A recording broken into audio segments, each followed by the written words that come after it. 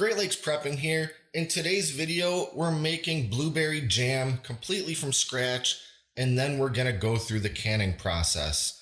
That way I can have delicious blueberry jam all year long, and I don't have to pay $8 a jar for it at the grocery store. And nothing beats homemade anyway. Now this recipe is quite simple, and these are all the ingredients. For this recipe, we're gonna aim to make about 6 pints of jam. And for that, we've got about 10 cups of blueberries, which, by the way, comes out to just about 4 pounds. I know when you're buying blueberries, either from the store or from a blueberry farm, it can be tricky to eyeball how many cups you're buying when they're in a barrel or in individual cartons or what have you. So just about 4 pounds is what we need to get our 10 cups of whole blueberries. Next, we've got sugar, a lot of sugar. For this, we're using 5 cups of ordinary white sugar. We've also got half a cup of water, 1/4 cup lemon juice, 1 teaspoon of cinnamon, and then 8 tablespoons of pectin. Now, I'm using pectin from a great big bag of it. You might consider it a bulk bag of pectin. I know it's very common to buy pectin in those little boxes that are kind of single serve uses. For this, we need 8 tablespoons. And if you are using the little boxes, it's gonna require 2 of those. 2 boxes of something like the Sure Gel regular fruit pectin, the kind that does require sugar to be added. And if you're interested in getting your own great big bag of pectin, I'll put a link in the description below. So that's the ingredients. There's a few steps we have to do, but none of them are especially difficult. So we're gonna go ahead and get the water boiling in our canner and start sterilizing some jars, and then we're making jam.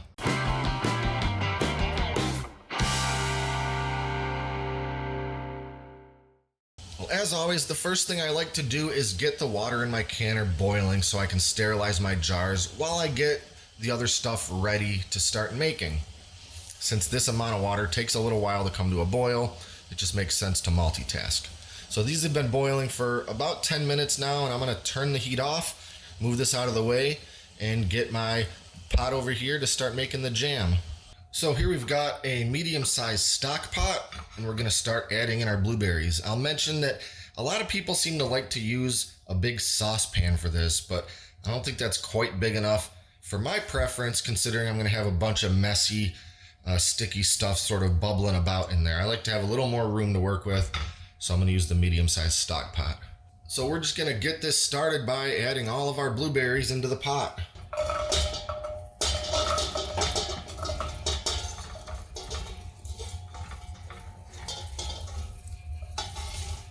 And then turning the stove on to about medium-high heat. Now we're just gonna let these start to heat up a little bit and then start adding other ingredients. All right, these have been heating up for just a few minutes, not real long. They're starting to sizzle a little bit, all the water in those berries. And I'm gonna now add in my water and lemon juice.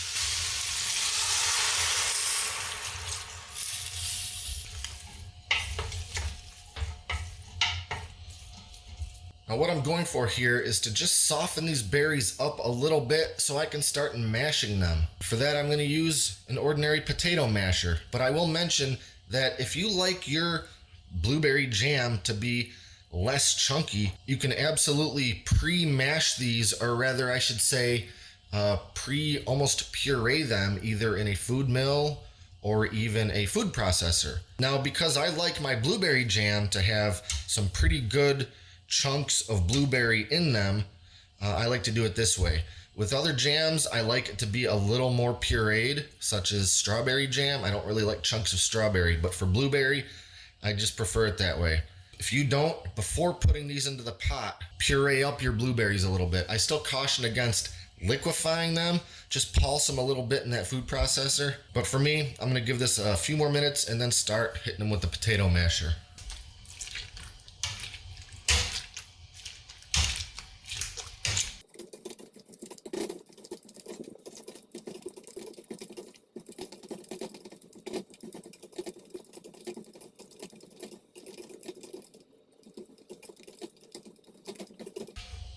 Okay, blueberries are mashed up. Now we're gonna add in our sugar. I'm pretty much just gonna pour it all in all at once.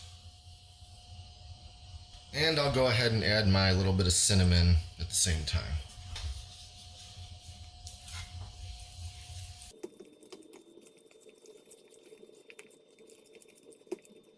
Now at this point, these berries are super hot. And because they're cooking over this relatively high flame, we want to keep stirring them pretty regularly.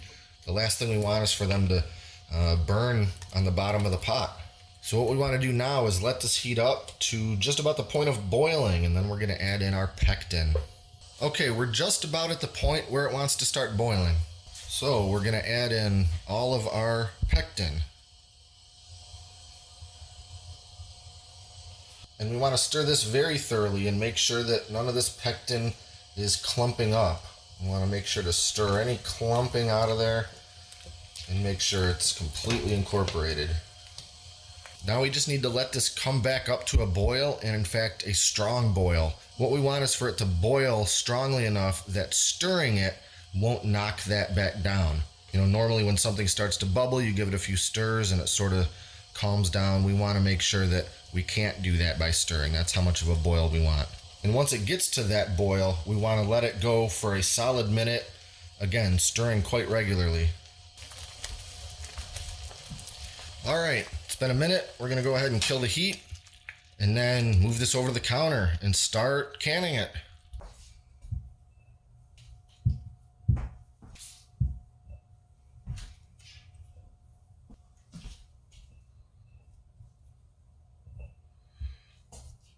All right, we've got our jars nice and sterilized, pulled them out of the hot water.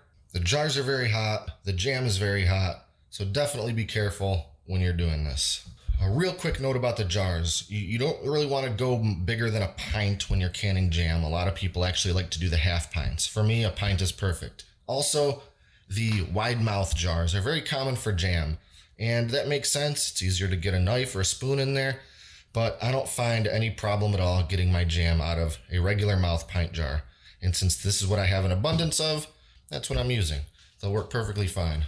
So now all we want to do is take our handy canning funnel and something like a ladle and start filling these jars. For pint jars, we want to leave a 1/2 inch of headspace. For those half pint jars, a 1/4 inch of headspace.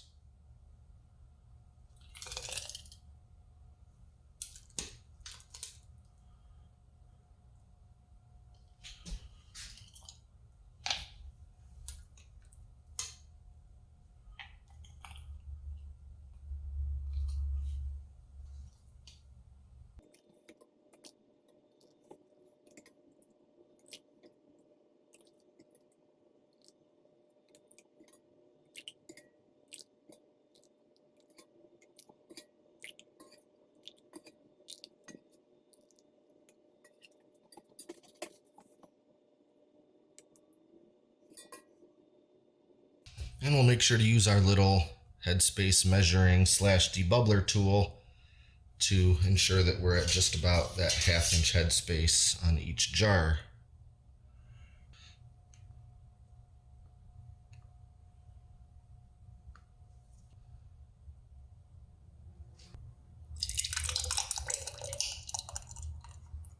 And as you can see, I don't quite get a 1/6 pint out of this batch, and that's ordinary, that's usual. I could modify the quantities on this to make sure I get a 1/6, but I'm pretty happy with canning 5, and I got a little left over that I'm just gonna let cool, put in the fridge, and have some right away blueberry jam to enjoy right now, pretty much. So we're gonna put 5 of these in the canner, and we're gonna move on to the next step here. Keeping in mind that these jars are still very hot, we wanna take our measurer / debubbler and just kind of work it around the inner edges of the jars. We're just looking to break up any rogue air bubbles that might exist in there, just to break them up so they'll escape from the top. You don't have to get crazy with something like a jam. It's very liquidy at this stage, so this is very easy to do. When you're doing something like canning pickles, it's a little trickier because you got a jar full of solid stuff. But for this, it's super simple. Just a quick once around. Now, the last thing we need to do before putting the lids on is to very thoroughly wipe the rims of every jar. And as I'm sure you saw, there's no perfectly clean way to do this. You're gonna get jam all over the place, and that's just how it goes. And because of that, we want to take extra care to make sure that there's not any purple left on our damp paper towel after we go around. And I need to take my own advice and remember that these jars are incredibly warm still.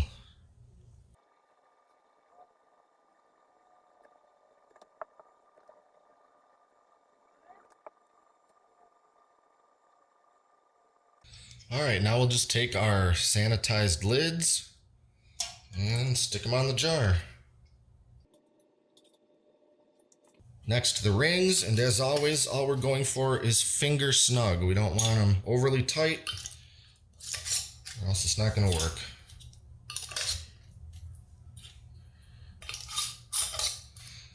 Pretty much about as tight as you can go with one hand without the jar turning.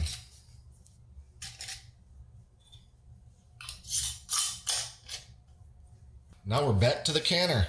All right, we've got our heat turned on back to high, and we're going to start setting in these jars. Of course, using our jar lifter tool, because those jars are super hot, and this water is still pretty hot from when we sanitized those jars just a little while ago.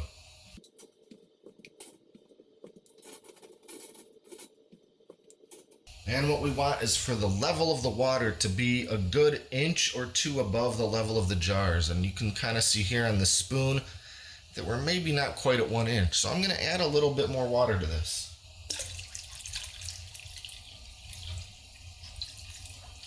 Yeah, that looks good enough. Now we just have to keep this at high heat and let it come up to a full rolling boil. I'll go ahead and put the lid on in the meantime. Once that gets up to a boil, we can start our timer because the processing has begun.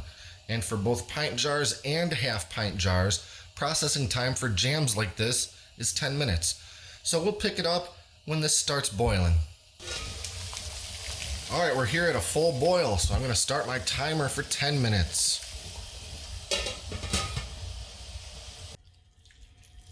All right, 10 minutes is up, and we've killed the heat. And now I'll just let these jars sit in this water for about 5 minutes before pulling them out, just to give them a chance to start cooling the littlest bit before bringing them into the cold air.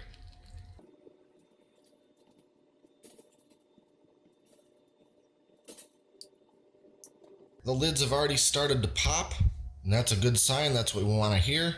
That means the sealing is successful, and therefore the canning is successful. Now I'll leave these sitting here on this towel on the counter for quite some time, pretty much until they come to room temperature, which will surely take hours, at which time they're ready to use or store or give to friends or whatever you want. Now if after a little while any of the jars have not popped inward and you can still press on the lid and feel it push down, or if the lid freely comes off, that means for that particular jar the canning was not successful. And it happens once in a while. It can happen to anyone. And I'll mention that it doesn't mean that your batch is ruined. You can still use that jam. It's just not shelf stable. Stick it in the fridge and use it within however many weeks you might ordinarily use an open jar of jam that you buy from the store. I'm very happy with how my blueberry jam came out. These Michigan blueberries are perfectly sweet and not really tart at all, which is exactly how I like a blueberry. If you've never tried blueberry jam, but you like blueberries, you're definitely missing out. It's my #1 favorite, and you need to give it a try. These jars can easily sit in my pantry for a year or more. Not that they're gonna have much of a chance to do so. And of course, make sure to refrigerate after opening. Be sure to like and subscribe to stay up to date with all our latest stuff, including more jam and canning videos. Thanks for watching, and until next time, this is Great Lakes Prepping.